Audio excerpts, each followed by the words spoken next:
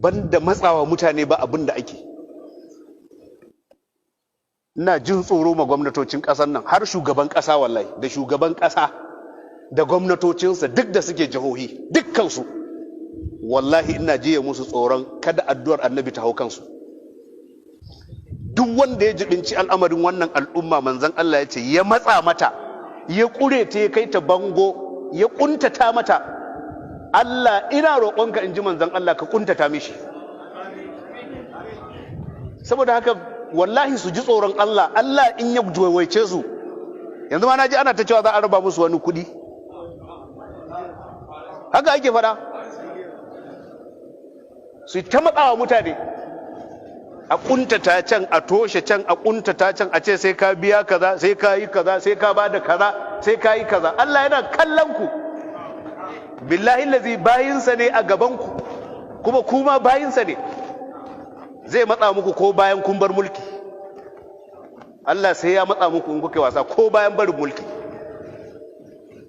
Dan haka abinda duk zai kawo sauki, ku nemo shi ku kawo mu al'umman nan. Duk abinda zai ba mu al'umman nan sauki, ku nemo mata shi. Abinda ya kamata kenan ku yi. Ta wannan hanyar Allah zai sauƙaƙa muku. Amma ka ga mutum bai da tunani, kawai sai tunanin kawai ya za a yi matsa ma al'umma ta can, ya za a yi a mata can, ya za a yi can, ya za a yi kaza. Ba ka da wani tunani sai wannan.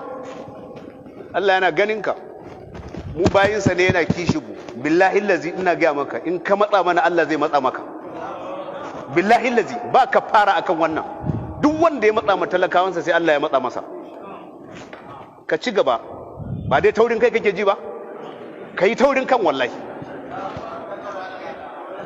Ka je ka yi ta taurin kan, ka yi taurin kan ka gani. Allah yana nan. Ku nemi hanyar sauki, ku ba wa mutane sauki wallahi. Ku saba musu sauki. Duk a yadda za a yi, kar ka yadda kai sanadiyar ka ne wani yake shiga cikin wahala. Kar ka yadda wallahi. Wallahi kar ka yadda. Duk yadda za a yi, kar ka yadda ta sanadiyar ka wani ya shiga wahala. Duk kuma yadda za a yi, ka yi ƙoƙarin ka ga cewa wani ya samu sauki.